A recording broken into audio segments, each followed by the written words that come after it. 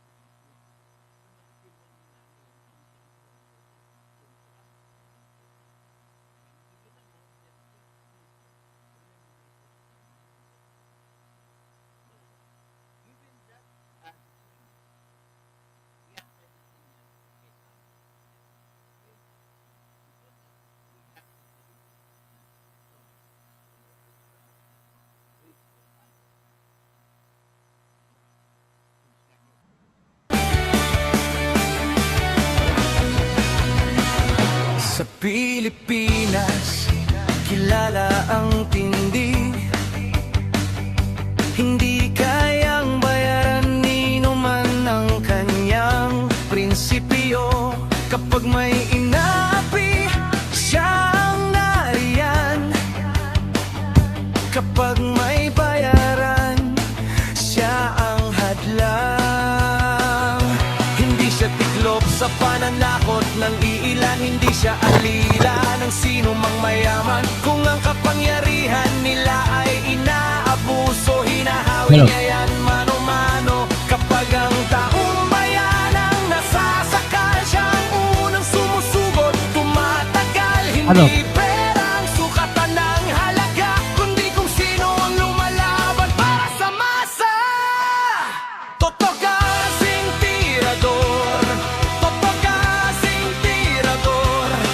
Kakapin ang naaapi, kalaban ng sakim na mandarambong. Totoo kasing tirador, totoo kasing tirador. Hindi kayang bilhin ang puso niyang matibay.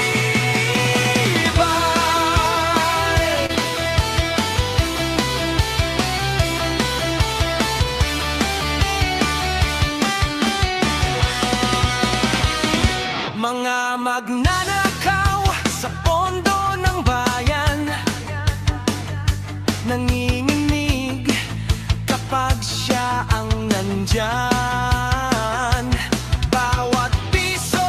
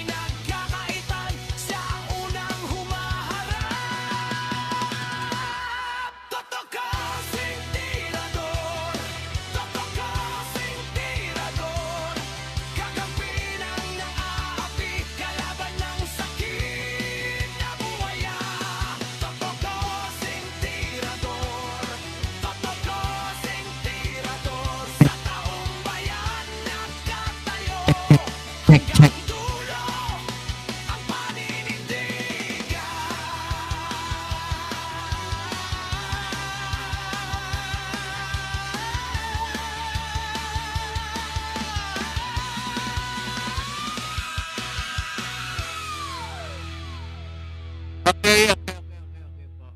Sa tingin ko naman ay may sounds na tayo. Pero patugtugin muna natin yung music ko para kay Sarah. Sara, Sara, wala nang iba. Sara, Sara lang pag-asa. Sara, Sara, siya lang makapakulong. Mga kontraktor ubusin niya. Si BBM Sandro ikulong niya. Si Tamba Zaldi ikulong niya. Tapang at malasakit ibalik para bayan ay manahimik. Durugin ang sindikato sa korte, sa DPUA, sa DS Void, sa PhilHealth. Okay.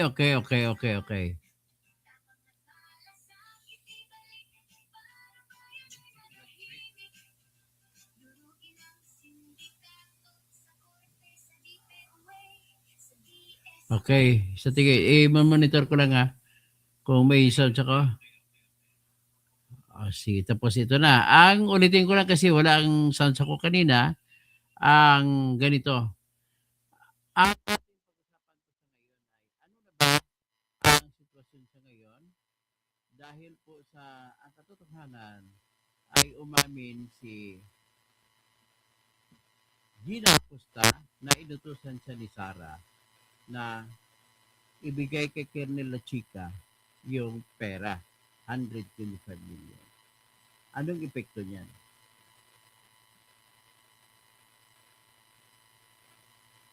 Ano ba ito? Bakit mayroong ano? Ulit.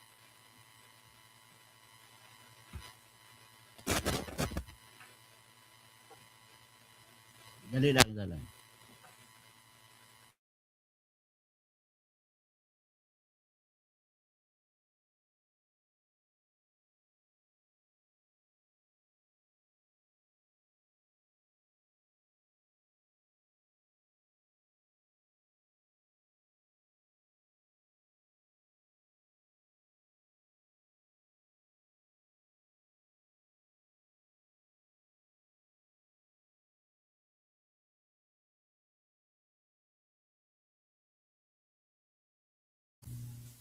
Okay, hello ba? Maayos ba?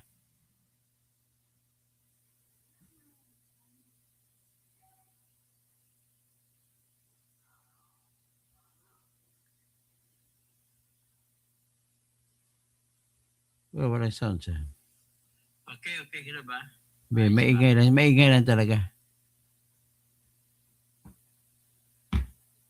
Okay, magbibili na tayo ng bagong mixer. Okay, ito po, let us discuss this in the most or fairest way that I could do. Kahit na aminado naman ako, makasara ako, pero let us discuss this in fairest way. So, ang ating pag-usapan sa ngayon ay ito establisado na po. Hindi na ma-deny ng kahit sino. Kahit pro or anti-Sara ay hindi na may tatanggi ito. Na umamin si Special Disbursement Officer na makuha niya yung pera ay binigay niya lahat kay La Chica. So, ngayon, sa totoo lang, madadagdagan pa ito, ang detalyeng ito, lalakas o hihina. Depende kung ako ang prosecutor, ipapatawag ko si La Chica. To be fair, hindi to discover na matatalo si Sara, but to be fair. Para to be fair, ano ba talaga? Kasi we all do not know what really was done by La Chica. Okay? So, before going to La Chica, dito muna tayo. May tinatawag po na Joint Memorandum Circular 01-2015. Nakasabi po diyan sa 01-2015 na particular sa utos na kapag may pera ay dapat ang tinatawag na Special Disbursement Officer ang magre-release ng pondo. Klaro yan, nakabalagay yan dyan. Pero ang hindi nakalagay dyan, may tinatawag na dito kung ipapasok yon doktrina. Doktrina ng national security. Okay? Yung doktrina po ng national security, yun po ang naghaharang sa pagpapatupad ng batas. Halimbawa po, yung doktrina ng national security ay nagsasabi, huwag na huwag ka kahit kunti lang. Kahit suspicion lang. Huwag na huwag mong gagawin para baka lalo malagay sa balag ng alanganin ang kinabukasan ng ating bansa. Let us talk about this. I-focus natin sa confidential fund. Ngayon, a confidential fund, yes, and it is intended for confidential information.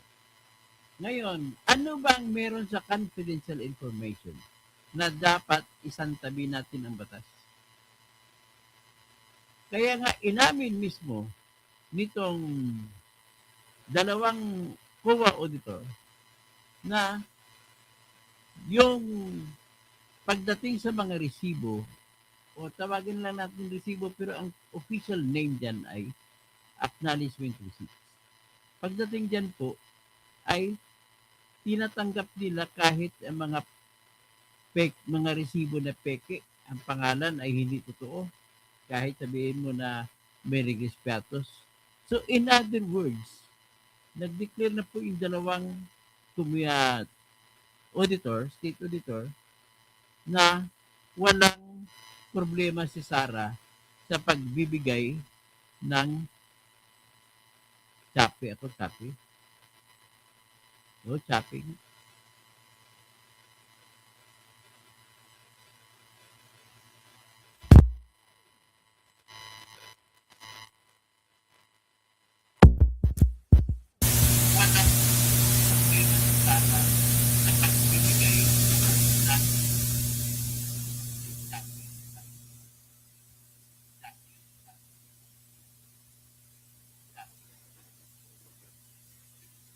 Hello.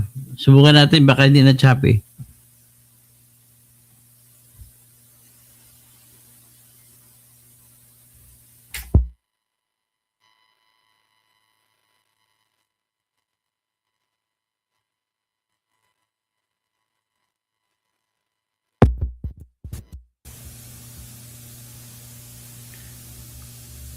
Okay? Choppy ba?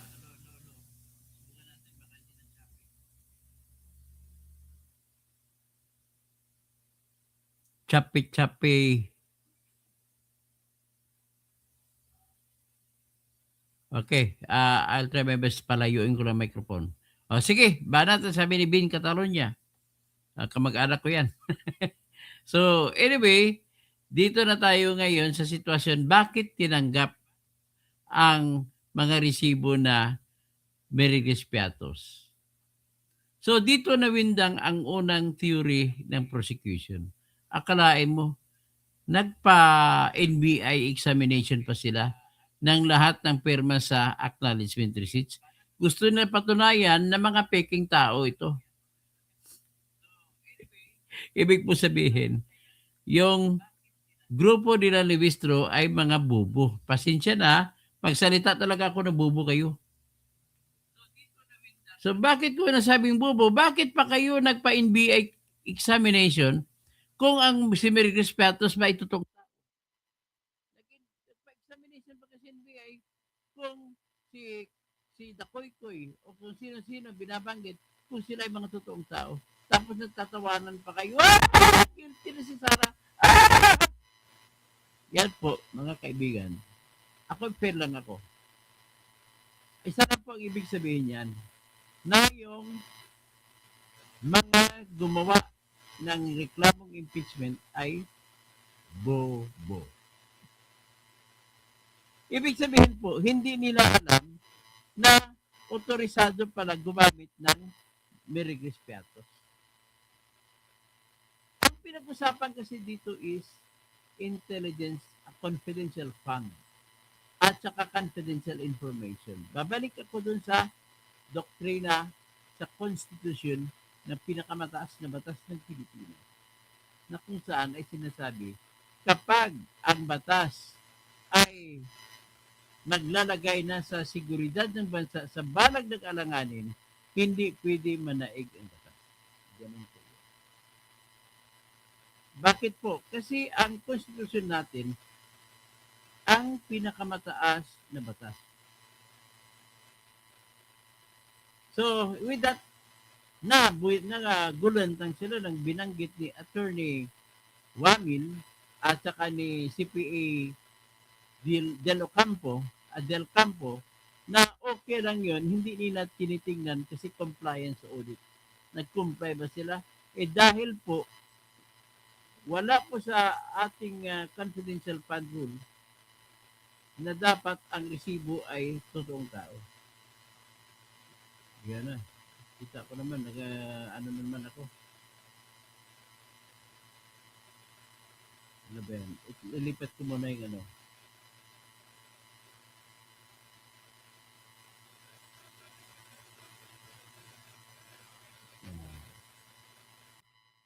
Hello. Hello. So, yun. Pero mas maganda siguro, antayin nyo muna i-reset ko lang, i-reset.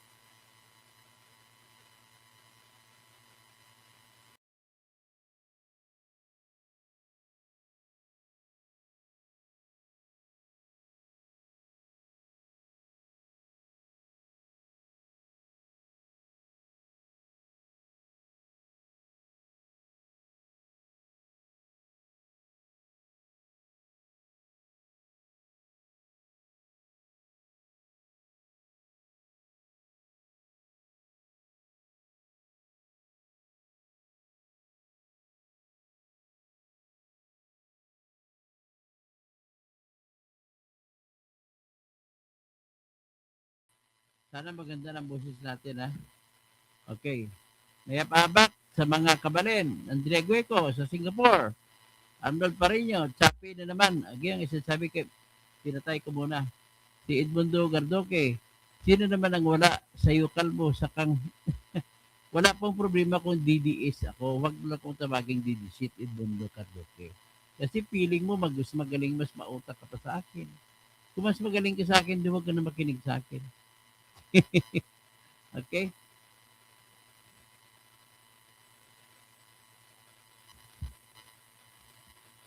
Ano?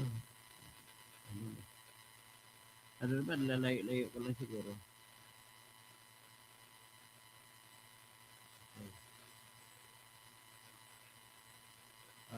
Ano na ha? Hindi nag-live ako, sir. Si birthday pa, birthday. Ngayong araw, ayaw kong batiin kasi araw ng kamatayan eh.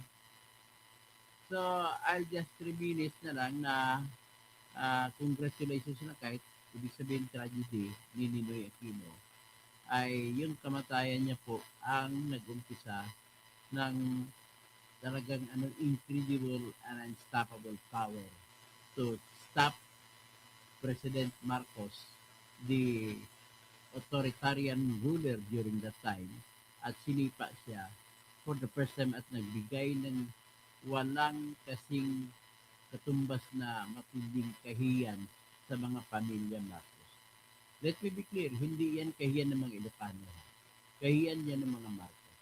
At lalo pa dapat, let me be clear, na kayong mga Ilocano, huwag kayong magalit at dahil nasipa si Marcos. Kasi unang-una, lahat naman tayo yung mga tribo, may kanya-kanyang presidente tayo.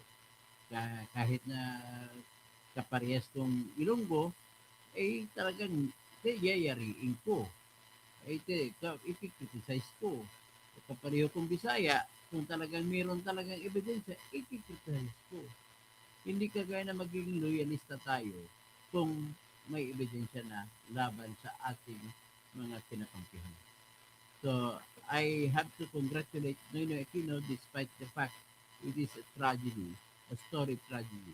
But it is the glory of his dreams at that time. Kasi sinadya niyan bumalik sa Pilipinas kahit na alam niya kamatayan na nagantay sa kanya. Ibig sabihin, he succeeded in his mission. Okay? So, gano'n lang po. Happy birthday. Um, Happy anniversary for the August 21 tragedy that happened in 1983. I was in I was in second year college in the College of Engineering at Mindanao State University at the time. I remember I was sitting on the gymnasium, not gymnasium, the grandstand of MSU when that incident happened. Okay, so diretso na tayo. Okay, ulitin ko lang kasi wala rin kwenta ng aking sounds. Ang sounds ng aking microphone kasi bibili na lang ako ng bagong mixer. Kaya lang, hindi ako makabili ng bagong mixer, wala naman akong kita. So, pagbigyan nyo lang muna ako, kaya please bear with me. So, naintindihan naman ninyo yung sinasabi ko. At ang maganda lang dito, yung microphone ko, nakabili ako. 30,000 ito. Ayan, sure. But the problem is my mixer, local na local. Binili ko lang sa Raon. Yan na makaya ko, Raon.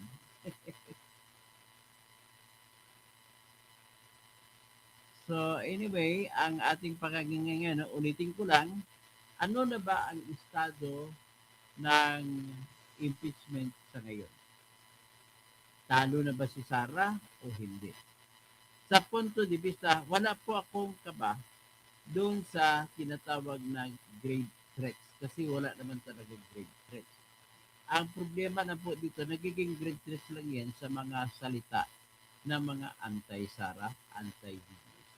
Kumbaga yan tinatawag na bend the law. They're trying to bend the law.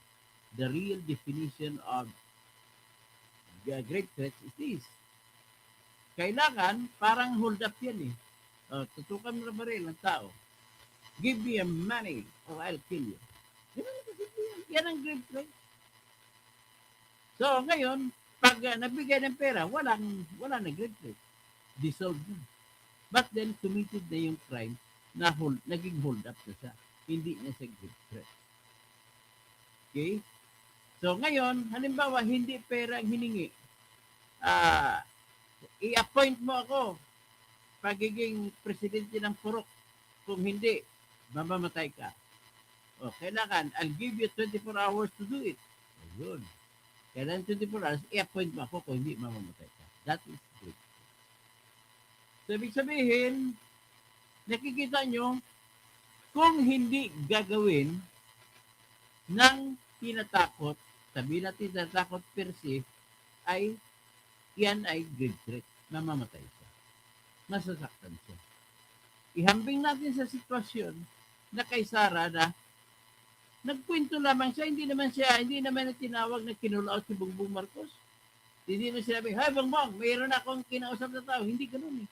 May nagtanong si Princess Maui na vlogger, "Ma'am, ano na po ang inyong reaksyon kasi may mga grave threats na para na ipapatay ang lahat ng mga pamilya Duterte."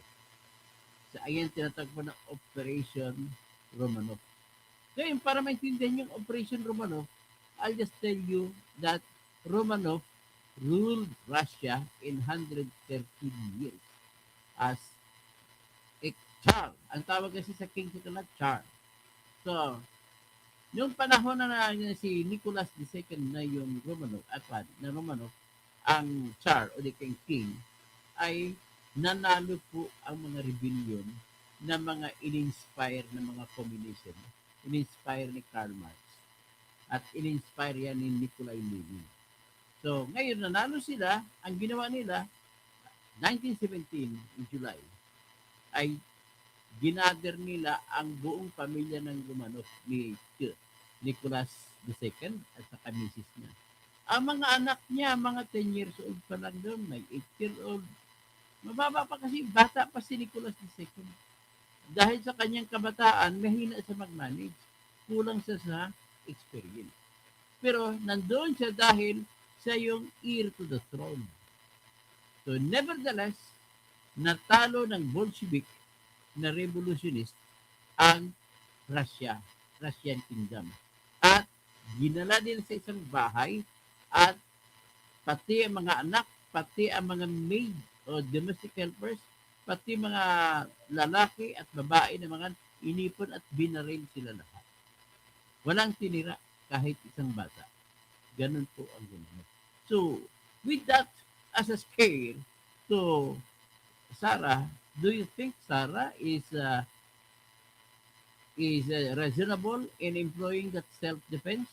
Nagugulatin din sila, ibablat din sila na sinabi kay Princess Maui ng vlogger, don't you worry ma'am, may kinausap na akong tao na patayin si BBM, patayin si Lisa Marcos, patayin si Martin Romualdez kung ako'y papatayin nila. At huwag mong tantanan hanggat hindi sila maubos. Yan ang eksaktong sinabi ni Sarah. So ano yun ang meron dyan? Meaning to say, kung hindi gagawa sila ni BBM, Lisa at si Martin, walang mangyari sa kanila. Safe sila, hindi sila papatayin. Kung gagawa sila, napatayin si Sarah, di mamamatay sila. Ganun lamang, warning lang yan. And there is no crime such as warning sa revised penal code ng Pilipinas. So ngayon, kabila, threats kasi pag hindi mo ako i-appoint in 24 hours, papatayin kita. Palaparin pa natin ang ibig sabihin ng warning. Oy, lagi ka lang nanggugulo sa bahay ko. Bukas, pag pumunta ka sa bahay ko, papatayin kita. Threat ba yan? Hindi po threat yun, warning yun. And there is no crime as warning in the revised penal code na sinasabi sa ating democratic law, if there is no law that punishes it, then it is not a crime. Nullium crimen, nullia pena sine lege. It is not a crime if there is no law punishing it. Okay? Siguro understood na tayo dyan, kaya very clear na sinasabi ko, wala pong bubuto na senador para igigilty si Sarah just because of that. And it is not grave threat. It is neither betrayal of public trust. Bakit? Pwede mo sabihin betrayal ng trust ni BBM lang. Trust ni Lisa. Trust ni Tambaluslos. But the trust in Tambaluslos, BBM, and Lisa is not public trust. In fact, mas marami pang kumakampi kay Sarah. Nag-trust kay Sarah. Ganun lang po simple yun. So let us now move forward to confidential fund. Because of the bad sound that I had, choppy sound, ganito ang gagawin. Ulitin ko lang para maintindihan ninyo lahat. Nag-umpisa ito sa akusasyon na binulsa ko ni Sarah ang confidential fund. Ang tanong, binulsa ba ni Sarah ang confidential fund? Yun lamang po ang tanong natin. So, kung ayan ang tanong natin, hanapin natin ang katibayan na binulsa na. Huwag nating hanapin yung katotohanan na binigay kay La Chica. Kasi kung binigay kay La Chica, may gagawin pa si La Chica noon. Ang gagawin ng La Chica, igagather, tawagan niya lahat ng mga tauhan niya sa field. Hoy, ito, may trabaho ka, ito yung pera, i-Gcash ko lang. Automatic, mabilis lang po ang pagpadala ng pera sa ngayon. Bank to bank lang. Hindi kagaya ng panahon ng araw. Although na binigay kay La Chica yung pera, in cash, cold cash, yung mga malalapit, ibinigay yun. Or pwede naman i-advance ng ibang tao. Tapos papalitan na sa nila Chica ng pera. Kaya mayroong mga usapin doon, attorney, na bakit paano mangyari? Meron sa Cotabato binigay, meron sa Davao, meron sa Marawi, meron sa Basilan, meron sa Hulu, meron sa Tawi-Tawi, meron sa Ilocos, meron sa Bicol, meron sa nasabay-sabay ang pagbibigay ng pera. Sabi nila, imposible mangyari yan. Imposible sa panahon noon na wala pa tayong banking system na online. Saka yun na may banking system na online, simple lang yan. Mag-gather lang ako, lahat ng mga kaibigan ko, ito may 125 million ako. Ako si Kernel La Chica. Ang project natin kailangan hindi mantala at kailangan ubusin ang pera until December 31, 2022 kasi iyan ang batas sa Pilipinas. So ngayon, gahol talaga sa oras. May tanong tuloy ngayon ng iba. Napakarami nagtatanong. Sinadya ba ni BBM yun sa kanila Romualdez na ibigay sa gahol na oras para makabuo sila ng akusasyon na tarantado, swapang, lustay ito si Sara. Oh, ganun po. Ang iba, ayaw ko lang sa inyo kung anong impression ninyo. Pero sa akin, ganun din po, nakaplanado na lahat. Di ba? Saan ka makakita? Of all people or officials rather, having confidential funds and intelligence funds, bakit si Sara lang ang pinapadala ninyo at inimbestigahan sa Good Government Committee? Hanggang ngayon, tinatanong na noon pa, hanggang ngayon wala silang maibibigay na sagot.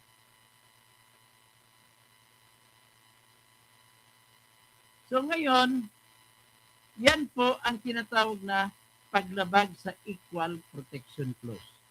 What applies to Juan must apply to Pedro. What applies to one must apply to all.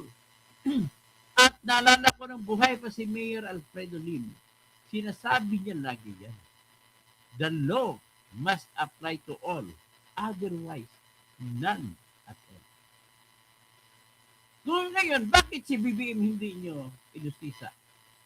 Bakit ang Armed Forces of the Philippines hindi nyo inustisa ang kanilang intelligence fund kung paano pinapadalang pera? Bakit hindi nyo tinatanong ang Supreme Court kung paano nila pinapadabas ang kanilang confidential fund? Bakit hindi nyo tinatanong si Dilima nung araw nung confidential fund niya ay hindi na ipaliwanag?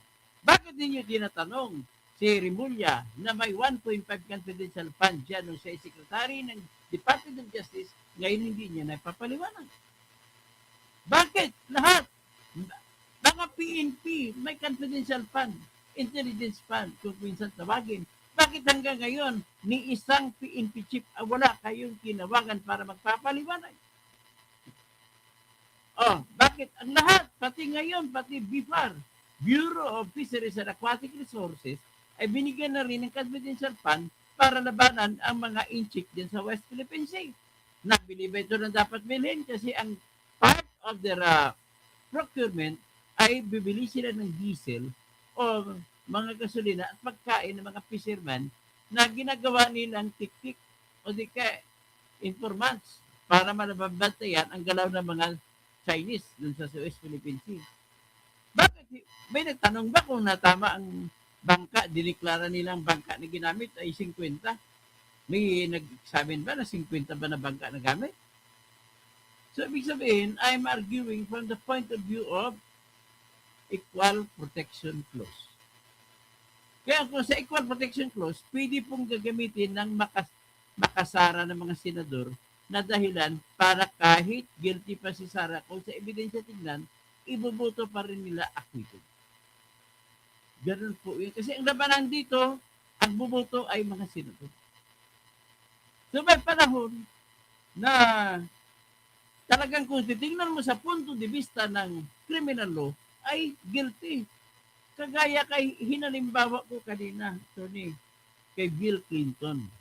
Napatunayan si Bill Clinton na sinutsupa siya ni Monica Lewinsky. That was a crime of acts of lasciviousness, if not what other sexual crimes. Tapos gagawin dun sa Oval Office. So ngayon, anong ginawa ng mga senador ng mga Amerikano? Even the Republican senators voted in favor of Clinton. Bakit? Kasi sa Amerika po kasi, ang mga senador, they don't mind kung ikaw ay Democrat o di kung ikaw ay Republican. Basta buboto sila ayon po sa mga email sa kanila ng mga constituent nila. Pag majority sa isang state, kahit Republican pa ang senador, na humingi, Senator, acquit Clinton. Kaya maraming Republican na bumuto pabor kay Clinton. Kahit Democrat si Clinton. Kasi doon may real checking sila. May real measurement sila kung ano ang pulso ng tao nila. Ang tao nila kasi po, meron silang mabilis na survey bawat isa mga senador at yung mga email sa kanila ay tinitignan nila lahat. Hindi kagaya sa atin ang hula-hula ng mga senador. But then, the real mission na mag-control sa action ng mga senador dito sa ngayon, sa atin naman, ay yung sa taas ng survey ni Sara, nobody is brave enough to vote against Sara kapag siya ay tatakbong senador sa 2020. Yan po ang katotohanan ng buhay. So ngayon, pag-usapan natin itong confidential fund kasi diyan pa lang sila umabot eh. So, napatunayan na po na ang pera, ang mga resibo na sinumite nila ay acknowledgement receipts na ang pangalan ay mga peking tao. So, in other words, ulitin ko na sinabi ko kanina, dito mo makita attorney ang kabubuhan ng mga abogado nila ni Luistro. Bakit ko nasasabi na bobo? Akalain mo ba, 4,000 na resibo, pina-NBI examination pa nila, useless naman pala kasi sinabi ng dalawang state auditors, si Attorney Wamil, saka si Sainel Del Campo, na hindi naman namin po tinitingnan kung peke o hindi ang pangalan ng tao. Nakasabi lamang po sa joint memorandum circular na kailangan ay magsabit sila at walang iniutos na alamin kung sino ang tao sa likod ng pangalan na yan. Eh di dyan parang attorney, nagkakusap ko kasi attorney, dyan lang po yung may malaman attorney, nabubo yung mga nagplano sa impeachment na complaint.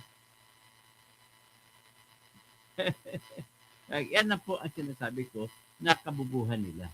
So, pag sinasabi, may kasabihan kami, he who comes to court must come with clean hands. Pag sinabi mo clean hands, ang akusasyon mo ay in good faith. At meron kang basihan. Kasi kung wala kang basihan, you have no clean hands. Ito, anong gagamitin mo basihan yung may respeto sa resibo?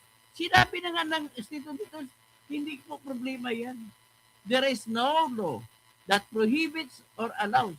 So because it is not required in our audit, then we do not mind who are the real persons behind those names. So ngayon, papunta na tayo ngayon sa nag-withdraw daw. Ginastusan ito ng 2 oras na pagtatanong niligutan. Napaka-bubo naman ito na abogado kung magtanong. Yung tanong na sa 1 minuto, 2 minuto lang, tapos na. Ganito, halimbawa, kung ako sa ligutan, hindi ko na kailangan attorney na mag-ideklara siya na hostile witness. Bakit? Ano bang pakay ng hostile witness? Na kailangan mo ideklara siya na hostile witness. Ganito na po, para malaman ninyo, bakit meron bang hostile? Ano ba isabihin hostile? Kaaway na witness. Yan na sa Tagalog. Kaaway na witness. So ngayon, ibig sabihin, kapag madeklara na siya na kaaway na witness, kung ano man ang sasabihin niya, hindi yan pwede gagamitin sa nagtatanong. Laban sa nagtatanong. Kasi imagine attorney, kung hindi hostile witness si Gina Acosta, pag nagtanong si ligutan, kanino mo binigay ang pera na 125 million? Kay Acosta po. Sino ang nag-utos sa'yo? Bakit mo binigay doon? Pangalawang tanong. Kasi, utos ni Sara Duterte. Tapos na! 2 tanong na! Tapos na! Bakit umikot-ikot pa sa 2 oras ang kailangan nyo mahigit? So ngayon, kung hindi siya nadeklara na hostile witness, ganito po mangyari. Pag mag-deny, oras na mag-deny si Acosta, hindi po si Sara nag-utos, patay na. Magiging gagamitin na ngayon, ipapalagay na ng batas ngayon na yun ay ebidensya na rin ng prosecution. So, naintindihan nyo na kung bakit kailangan ni ligutan na ideklara na hostile witness o kaaway na testigo si Gina Acosta. So, yan po ang dahilan. So, may nalaman na kayo ngayon na batas sa akin kung ano yung hostile witness. Pero, attorney, kung ako naman siligutan, hindi ko na kailangan i-declare siya ng hostile witness. Bakit? Kasi mayroon ng testimonya si Gina Acosta sa House of Representatives Committee on Good Government. Anong sinabi niya ron? The same thing. Sinabi niya na si Sara nag-utos sa kanya. So ngayon, halimbawa, babaguhin ni Gina Acosta sa impeachment complaint, may panlaban ako. Kaya hindi ko na kailangan i-declare siya na hostile witness. Sasabihin ko na, halimbawa, si Sarah ba nag-utos sa'yo? Hindi po. Ati ka mo na, Miss Witness. Ito man eh, di ba? Ito yun, ha? Itong transcript of records nang sinabi mo na tinatanong ka sa Kongreso. O, ito man sinabi mo. Ito'y records, hindi mo na pwedeng itanggi ito. Ganun na kasimple. Hindi ko na siya tatanungin, totoo ba ito? Hindi, waste of time yan. Sabihin ko na sa kanya, hindi mo na pwede itanggi rito. Sinabi mo rito na si Sarah nag-utos. Ngayon sinasabi mo, hindi Sarah. Wala. Panalo pa rin ako kung ako si ligutan. Kaya lang, napakabubo na, ay naku, ito. UP graduate ka pa naman. Ay. Hindi, ang gusto lang nila talaga ulit-ulitin na para akala nila tatanim sa utak ng Pilipino na butante. Ay, masama talaga Sarah, masama talaga Sarah. Ganun naman ang pakay nila. Ulit-ulit. Sa 2 oras, inulit-ulit. Ang problema lang, nagkaroon ng reverse psychology.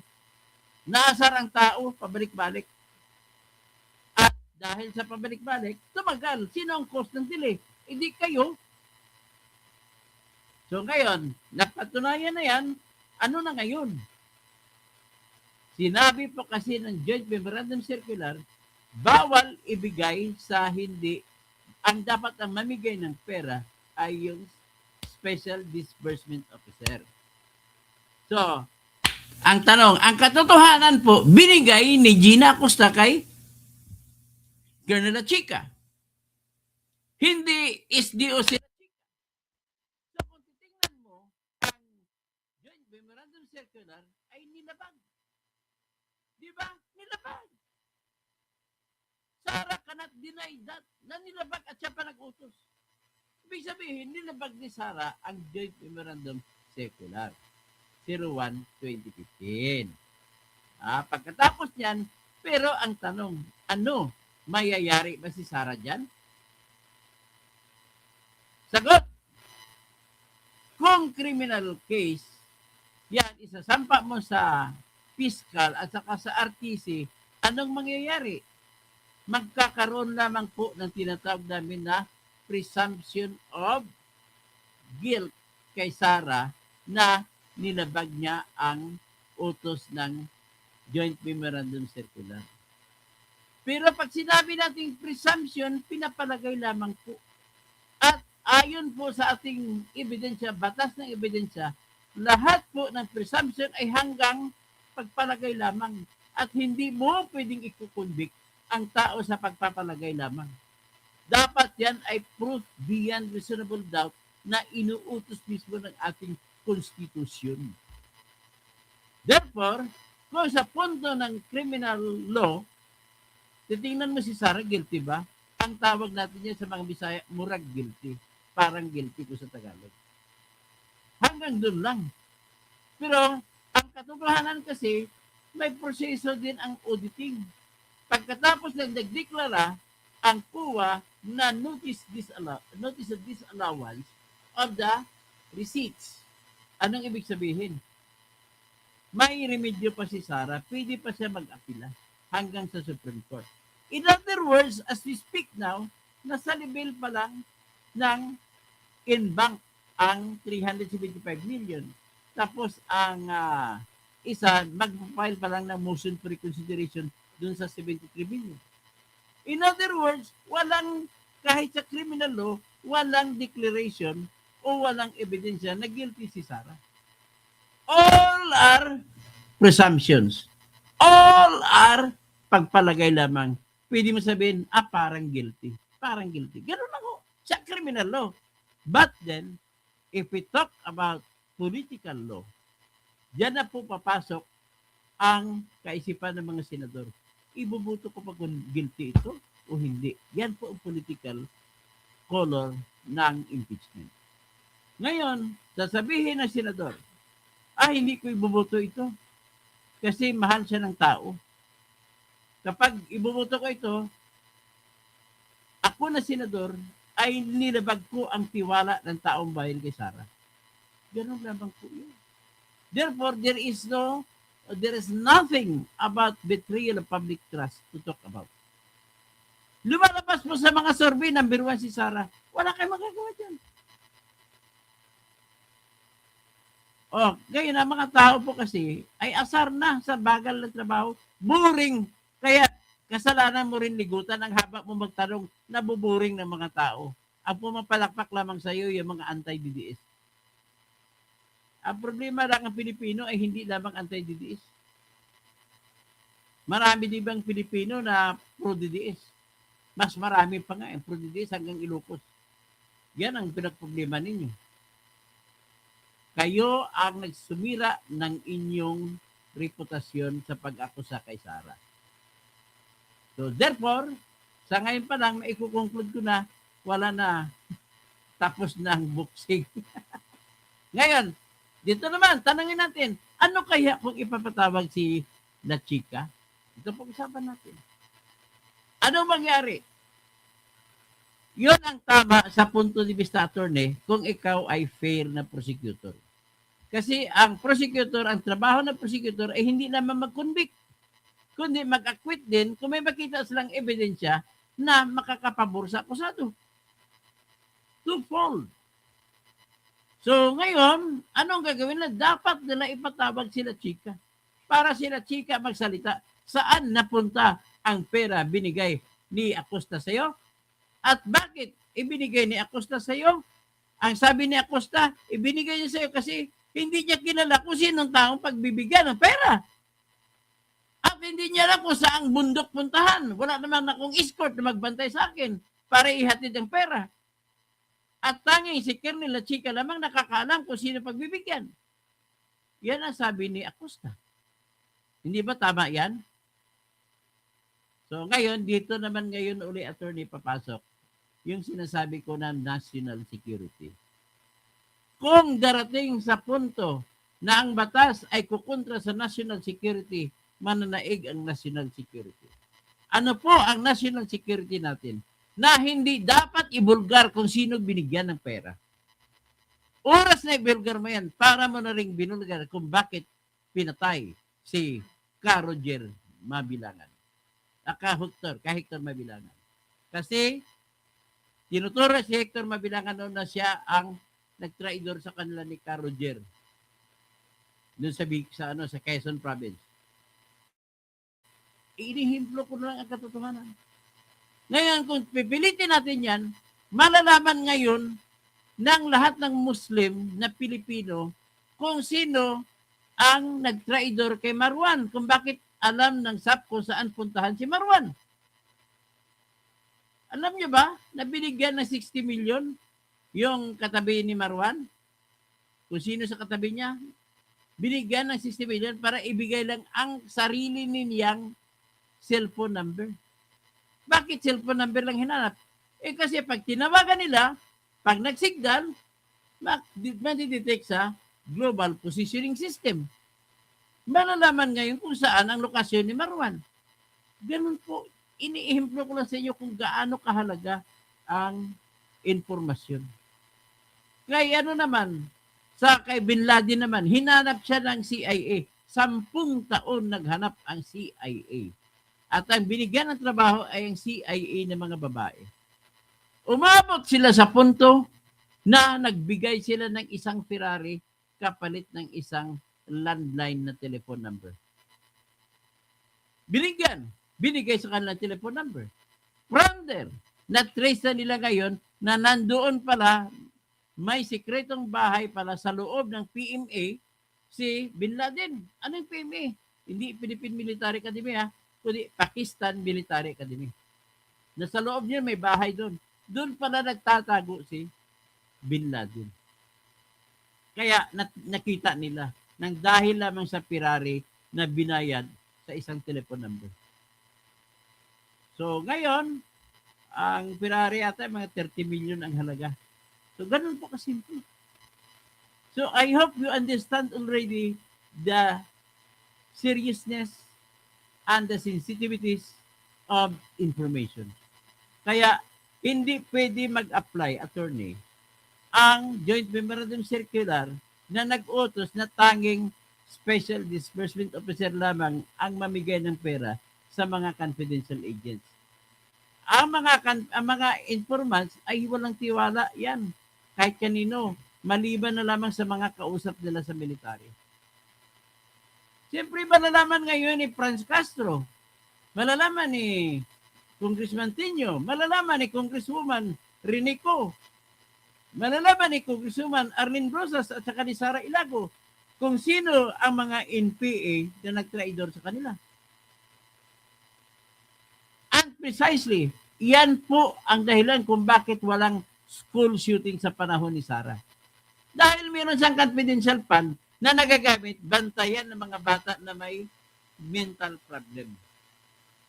Akalain mo, attorney, na disheartened ako. Graduating sa valedictorian yung estudyante na bumaril. Graduating, valedictorian sa Ateneo de Zamboanga High School. Running first honor lagi. Dean's Lister. Bakit ganun ang nangyari? Nakakawa. Naintindihan ko ang tatay niya. Sobrang pigati ng tatay niya. Kinuwento po ni Customs Commissioner Ariel Nepomuceno kung paano niya kinumport niya yung tao niya na chief ng Bureau of Customs Police sa Zamboanga. At sinabi ni ni Customs Commissioner Ariel Nepomuceno, napakagaling na tao yun. Ang daming nasawata ng mga smuggling. So, kinikwento ko lamang sa inyo para maintindihan ninyo kung gaano kahalaga ang informasyon. Na bakit hindi pala pwede magagawin mo na guilty si Sara just because sinuway niya yung Joint Memorandum Circular na tanging SDO lamang ang pwede mamigay. Hindi po pwede malaman ng SDO kung sino ang kinukunan ng impormasyon. So, ngayon, if that is so, kasi bakit kahit sa kuwa, attorney, hindi pwede ibigay ang pangalan? Bakit? May taga-kuwa ng mga NPA. O kagaya kay Heidi Mendoza. Parang NPA. Mabuti na lang, bumaliktad na ngayon si Sheila Magno. Kasi kinikriticize ko. Pati si Christian Isguera, bumaliktad na. Dati, pro-PBM. Ganon sinasabi ko lang sa inyo kung ano talaga ang matalim na pagtingin sa mga bagay-bagay nito. So, in other words, let me ask you a question. Having guesses and the reasons behind, sa tingin niyo ba, bubuto ng convict ang mga, sabihin na lang natin, hayaan natin majority senator, kasi kailangan 16 votes eh. Ang tanong ko na lang, mga minority na 11, bubuto ba sila na para i-convict si Sara? Nunca. Wala. So ngayon, sila Chika, kung patawag siya, ito naman, senaryo. Halimbawa, pinatawag sila Chika, anong mangyari? Of course, alam na nila Chika gagawin niya. Your Honors, hindi po ako pwede sumagot kung sino si Meriglis Piatos at hindi ko pwede sabihin kung kanino ko binigay, kung paano ko binigay at hindi ko po pwede sabihin kung sino-sino, kung sa anong pakay kasi may mga informasyon na masasagasaan, mabibisto at mamamatay yung mga ahente na kausap namin lagi na hanggang ngayon po ay sila pa rin ang nagbibigay ng informasyon sa amin. So, ngayon, kung ipatawag nyo sila Chika, kung fair kayo, ipatawag nyo, I suggest, ipatawag nyo. Dapat para malaman. Para naman, ano naman ang gagawin natin? Para naman, siya ang aako ng responsibility na hindi si Sara ang may kasalanan dyan. Okay? So with that, may isang oras na tayo. Maraming salamat po sa inyo. Si Gladys Herbs. Sabi po ng brother ko ay yung Camarillo ay isang autistic at binubuli ng teacher kaya nagalit. Okay. Si Bergie Piquero naman, hindi noon parang makakaliwa. Roman Bengson, naimbag bigat. Klaro, explanation. Tirador Toto. O Gladys Sherpa. Wala po kayo. Kanina wala pong sounds. Chab Release. Sa Chab Release, sabi niya, ano ngayon, kababa ang mga 14 kargadores. Ay, iba naman topic yan. Sa mga Marines naman yan. Huwag mo muna itabay dito kasi nasisira yung topic natin eh. gusto mo tayo ginugulo yung pag-usapan eh. O si Makatang Tambay, si Noel, iba isyo yun dito sa kaso. O yung pati si Noel Mendoza, ba't gumagawa ka pa ng ibang mga kaso? Ibang mga istorya. Ay, nako. Dito lang tayo. Jim Mormons, maayong aga dira sa Marvel. Makatang Tambay. Sir, gusto ko ibahagi yung tanong ko sa inyo. Bakit kaya hindi nila ipatawag? Ito na nga. Nasa prosecution niya kung bakit ayaw na patawag. Kasi alam nila, hindi rin nagsasabi ng pabor sa kanila. Lalo madidiin ang kaso ng prosecution kung ipatawag. Yun ang tingin ko sa kanila, attorney. At ayaw na, takot sila. Yan ang klaseng prosecutor na hindi patas ang laban.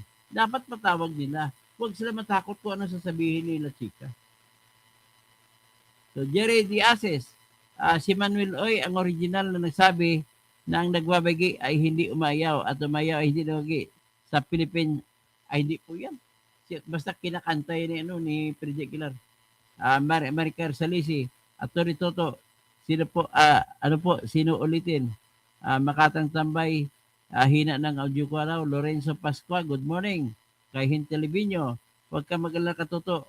Mapagtanto rin ng mga tao sa huli. Ako nga, dati naman akong Duterte. Ay dapat magpanatili ka Duterte. Bakit nagiging BBM ka na? Kawatan ka na ngayon? Sa gitna po ng kawatan at mamatay tao, doon ako sa mamatay tao. Dennis Kausing, kapatid ko. Andre Guigo, Mayapabak, sa mga kabalen. At tapos si Arnold Parino, Chapi naman ba kanina? So Edmond Garduque, sino naman ang wala sa iyo, kalbo? Tinatawag mong kalbo. Okay lang yan. Sige lang. Kalbo naman ako. Alam mo nga sabihin ko, hindi ako kalbo. Hindi magsisinungaling ako. Arnold Parino, Chapi daw kanina, Felix Sagalla, Sara, nakasalang na nga as per COA hindi na nga susundin ang COA guidelines kasi kumukontra sa national security. Dapat maintindihan nyo yan. Oras ng batas ay kumakalaban sa national security, that law cannot apply. Miss Rachel Gustelo, Dr. Toto, have a good day. San o pakita sini mag-untat stress sa aton gobyerno. Grabe na ang kahuluya nga natabo sa bayan natin. Ano ang dapat himuon? Ayun, pinakamatindi stress sa atin ngayon, baha. Everybody is swimming. Others are drowning. Chin, Siyongko, Mininati. Hi, Dr. To, when you're in good faith, your conscience is clear. Always watching from Ontario, Canada. Salamat po, Sir Frank. Helen Flores Tolentino, nagluloko po, Junior. Nagluloko ka na. Ayan, mabibili ako ng bagong mixer sa Raon. Kasi mura lang doon sa Raon eh. Hindi ako kaya bibili ng ng JBL na mixer. Okay, patawag na mas mga NPC ka na chika para makatikim sila. So, Linda Cardeno. Hi po, watching from Aloha, Hawaii. Aloha, di ba? Maganda ng kanta ni Elvis Presley. Sa ako na, yung Hawaii ang Aloha. Sweetheart, Aloha. Parang gano'n ang tunog nun eh. Lethal, nawawala po Diyo. Okay. Si Arlene Anacleto. Helen Flores Tolentino, naimbag bigat kada kayo amin. Okay, sa Lambayong, Ken Takurong. Lambayong, mga kasimanwa. Si Helen, kababayan ko sa Lambayong. Tapos Manila, 0.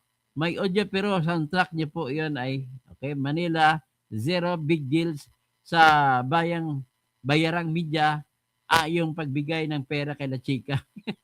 Lethal, okay, at least, naintindihan nyo na ngayon ang kahalagaan bakit ganun binigay kay La Chica. Joey Tamayo, Romel Bengson, naimbag bigat.